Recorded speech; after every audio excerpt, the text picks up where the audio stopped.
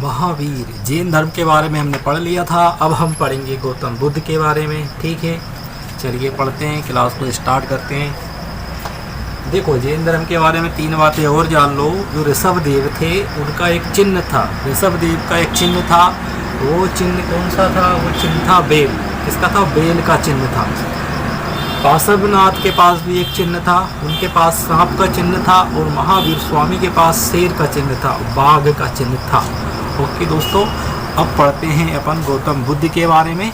ठीक है, गौतम बुद्ध का बचपन का नाम सिद्धार्थ था। ठीक है, और महावीर जैन जो थे, महावीर स्वामी जो थे, उनके पिता का नाम सिद्धार्थ था। यहाँ पर खुद सिद्धार्थ नाम किसका है? गौतम बुद्ध का नाम सिद्धार्थ है।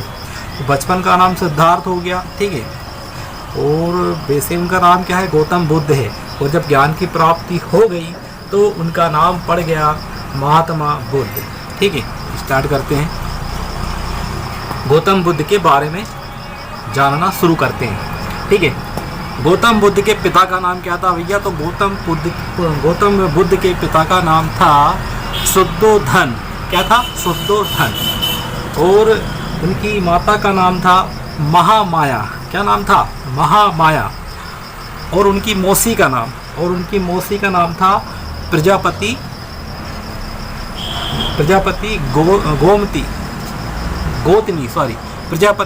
गौतमी। उनकी मौसी का नाम क्या था? प्रजापति गौतमी। कौन की मौसी? महात्मा बुद्ध की मौसी का नाम प्रजापति गौतमी। अब महात्मा बुद्ध की शादी होती है तो उनकी पत्नी का नाम क्या था? महात्मा बुद्ध की शादी भैया कम उम्र में ही हो गई थी। जब वो नाबालिग थे ना, तभी उनकी शादी हो गई थी। उस समय में चलता था ऐसा। ठीक है ना। अब तो शादी की उम्र को बढ़ा दिया गया है, महिलाओं की उम्र को 21 साल कर दिया है और पुरुषों की उम्र को 25 साल कर दिया है। ठीक है, तो महात्मा बुद्ध की शादी किससे हुई? उनका नाम था यशोधरा। क्या नाम था? यशोधरा। और महावीर के अपन ने पढ़ा थे, तो महावीर की पत्नी का नाम क्या था? यशोदा। इनकी पत्नी का नाम क्या है? गौतम बुद्ध की यशोधरा। ठीक है, यशोदा और यशोधरा, इसमें अंतर समझना है। ठीक है, तो गौतम बुद्ध की पत्नी का नाम क्या था? यशोधरा। इसके बाद देखते हैं इनका जन्म। गौतम बुद्ध का जन्म 563 ईसा पूर्व हुआ है। कब हुआ है? 563 ईसा पूर्व। और महावीर स्वामी का कब हुआ था? 540 ईसा पूर्व। ठीक है, और गौतम बुद्ध का कब हुआ है? 563 ईसा पूर्व में इनका जन्म हुआ है। और इनका जन्म कहाँ हुआ है? तो इनका जन्म हुआ है भैया लुम्बिनी के पास, कपिलवस्तु में इनका जन्म हुआ है। कहाँ हुआ है? लुम्बिनी के पास है कपिलवस्तु, यहाँ पर इनका जन्म हुआ है। ठीक है, बचपन का नाम तो बता ही दिया है, बचपन का नाम है इनका सिद्धार्थ। और आगे बढ़ते हैं। देखो, जब इन्होंने जन्म लिया था तो जन्म के एक हफ्ते के बाद इनकी माता महामाया का निधन हो गया था। ठीक है, अब ये तो छोटे से थे। तो गौतम बुद्ध के जो पिताश्री थे सिद्धार्थ, उन्होंने कौन से शादी कर ली? गौतम बुद्ध की मौसी से शादी कर ली। किनसे? प्रजापति गौतमी से। अब प्रजापति गौतमी के ही संरक्षण में गौतम बुद्ध जो है, सिद्धार्थ जो है, उनका पालन पोषण होने लगा। अब जब इनका जन्म हुआ था, गौतम बुद्ध का जन्म हुआ था, तो विद्वानों ने कहा था कि ये गौतम बुद्ध जो है भैया, ये बहुत ज़्यादा ज्ञानी आदमी है। ठीक है ना, ये बहुत ज़्यादा ज्ञानी आदमी बनेंगे और ये लोगों को उपदेश देने के लिए ये घर द्वार सब कुछ त्याग देंगे। ठीक है, और ये लोगों के लिए इनका जीवन जो रहेगा वो समर्पित रहेगा। अब भैया शुद्धोधन टेंशन में आ गए। हाँ, पूरा राजपाट छोड़ करके, अब इनके अलावा तो कोई है नहीं, तो पूरा राजपाट छोड़ करके ये जंगल में चले आएंगे। तो भैया सब विद्वानों को बुलाया महाराज ने, सिद्धार्थ के पिता ने, शुद्धोधन ने, और कहा कि भैया इस चीज़ को रोकने के लिए क्या उपाय लगाया जाए। तो सब विद्वान ने बताया कि भैया गौतम बुद्ध का विवाह कर दो, शादी कर दो। देखो आप, क्या उपाय बताया कि गौतम बुद्ध का विवाह कर दो। अब ये गौतम बुद्ध का विवाह हो गया, इनसे हो गया गौतम बुद्ध का विवाह। गौतम बुद्ध का विवाह हो गया यशोधरा से। यशोधरा बहुत ही खूबसूरत स्त्री थी। ठीक है, और पूरे संस्कार जो होते थे वो सब उस समय में संस्कार वगैरह सब दिए जाते थे, है ना। सामाजिक ज्ञान वगैरह, युद्ध की कला, ये सारी चीज़ें पहले सिखाई जाती थी। तो इनकी शादी हो गई भैया, किनसे, यशोधरा से इनकी शादी हो गई। अब ये महल में ही रहते थे, ठीक है ना, इनको बाहर की दुनिया में जाने नहीं दिया जाता था, ये सब महल के अंदर ही रहते थे, बढ़िया सुख शांति से रहते थे। अब ये नाबालिग में शादी हो गई थी इनकी, तो अब शादी हो गई, ये सब कुछ हो गया। अब क्या हुआ, अब ये एक दिन गौतम बुद्ध जो है इनका महल से बाहर जाने का मन किया घूमने के लिए। तो अरे यार ये बड़ा टेंशन वाला काम आ गया, ठीक है। तो भैया इनके घूमने के लिए एक रूट डिसाइड किया गया, जैसे कि आज नरेंद्र मोदी किसी रूट पे जाते हैं, ठीक है, तो एक रूट डिसाइड आता है, तो वहाँ पूरी व्यवस्थाएं कर दी जाती है। तो भैया यहाँ इनके लिए व्यवस्था की गई गौतम बुद्ध के लिए कि ये घूमने के लिए जा रहे हैं भैया, तो सब चूना वूना डाल दो फर्स्ट क्लास, ठीक है, सफाई वफाई कर दो।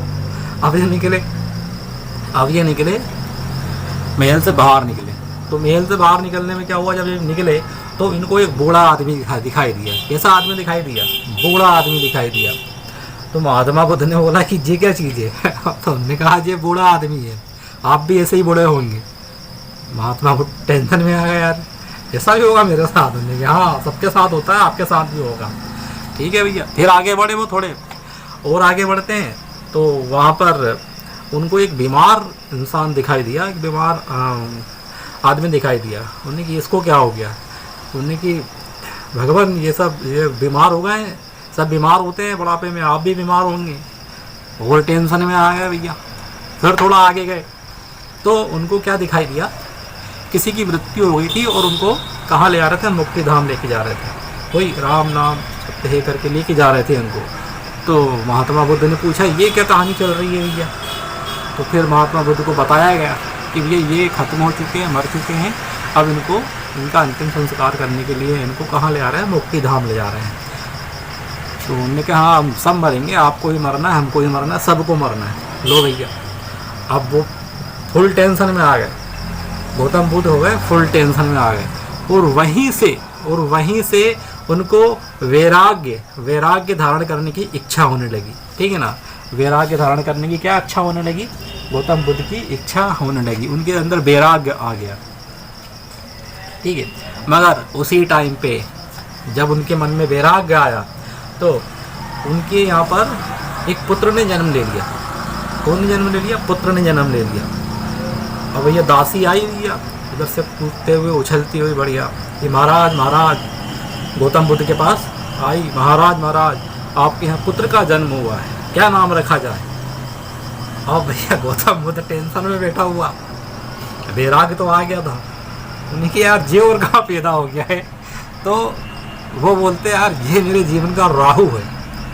तो दासी ने सुन लिया, राहुल नाम बताया है। और भैया भक्ति हुई, राहुल नाम, तो राहुल नाम किसका हो गया? गौतम बुद्ध के पुत्र का नाम राहुल हो गया, ठीक है। बाकी गौतम बुद्ध ने तो बोला था कि ये मेरे जीवन का राहु है, मतलब ये मेरा रास्ता रोक रहा है, ठीक है। तो भैया ये राहुल भी हो गए। गौतम बुद्ध ये 29 साल की उम्र से ही इन्होंने घर त्याग दिया था। कितने साल की उम्र से? 29 साल की। और महावीर स्वामी ने 30 साल की उम्र में घर त्यागा था, ठीक है ना। और इन्होंने गौतम बुद्ध ने कितनी 29 साल की उम्र में ही घर को त्याग दिया था।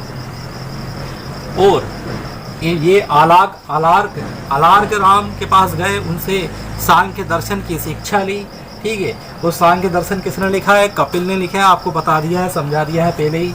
फिर गए वो रुद्रक राम के पास। किसके पास गए? रुद्रक राम के पास गए और उनसे योग की शिक्षा ली। किसकी शिक्षा ली? योग की शिक्षा ली। योग को ने लिखा है, योग लिखा है पतंजलि ने, ठीक है ना। उसके बाद भैया जब इनको ज्ञान की प्राप्ति, अब ये ज्ञान की प्राप्ति के लिए भैया आप जाके तपस्या करेंगे, ठीक है ना। तो ये अपने मित्रों के साथ चले गए। कहाँ चले गए? सारनाथ चले गए। ये अपने मित्रों के साथ चले गए सारनाथ। और सारनाथ में एक जगह है मृगदाब वन। कौन सा है? मृगदाब वन। वहाँ जाकर के इन्होंने 6 साल तपस्या की। वहाँ जाके इन्होंने कितने साल तपस्या की? 6 साल तक तपस्या की, मगर इनको कोई परिणाम हासिल नहीं हुए। तब एक महिला ने इनको ये बताया कि देखो भैया ऐसे में कुछ प्राप्त नहीं होने वाला है, आपको क्या करना है, जैसे बीड़ा होती ना, बीड़ा, तो बीड़ा के तार को ज़्यादा जोर से भी नहीं खींचना है और धीरे से भी नहीं खींचना है, ठीक है ना। उसको उतना ही खींचना है जितने में आवाज़ आ जाए। तो उन्होंने एक तरीका बताया कि आपको इस तरीके से भक्ति करनी पड़ेगी, तपस्या करनी पड़ेगी।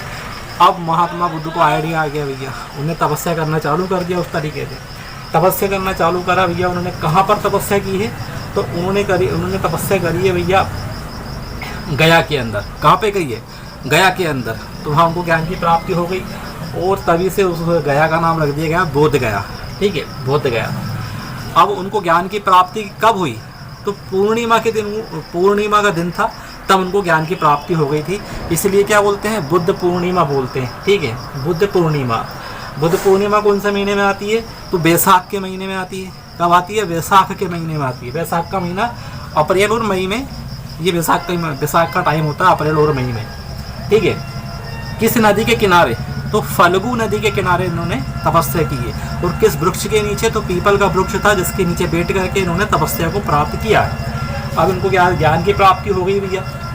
अब ये उपदेश देना इन्होंने चालू कर दिया था। ठीक है, तो जब उनको ज्ञान की प्राप्ति हो गई तो उनका नाम क्या हो गया, ये महात्मा बुद्ध हो गए तब से। अब भैया ये सारनाथ गए अपने मित्रों के पास। कहाँ गए, सारनाथ गए अपने मित्रों के पास, और उनको फिर बताया कि देखो भैया इस तरीके से आप करोगे तो आपको भी ज्ञान की प्राप्ति हो जाएगी। तो उनके मित्र भी जो है वो उस तरीके से फिर पूजा पाठ जो है उनकी उपासना विधि को करने लगे। ठीक है, फिर वहाँ से वो चले, सारनाथ से चले महात्मा बुद्ध। कहाँ चले भैया, वो चले गए भैया कौशल की राजधानी श्रावस्ती। कहाँ चले गए, कौशल की राजधानी श्रावस्ती चले गए। वहाँ सबसे ज़्यादा उपदेश दिए उन्होंने। ठीक है, और वहीं पर उनको क्या मिला था मालूम है, उंगली माल डाकू मिला था ना, उंगली माल डाकू मिला था, जो लोगों की हत्या करता था और उनकी उंगलियां काट करके गले में माला पहन लेता था। तो उसको भी जब उनकी मुलाकात हुई तो महात्मा बुद्ध की भी वो हत्या करने वाला था और उनकी भी उंगली काटने वाला था। तो महात्मा बुद्ध ने उसको उपदेश दिया कि तुम ऐसा क्यों करते हो। तो डाकू ने कहा कि लोग मुझसे डरें, मैं इसलिए ऐसा करता हूँ। मगर महात्मा बुद्ध ने उसको जब उपदेश दिया, ठीक है, तो वो खुद उनके शिष्य बन गए। ठीक है, अब आगे का वीडियो मैं कल बनाऊंगा। ठीक है, 12 मिनट का वीडियो हो चुका है। Good night.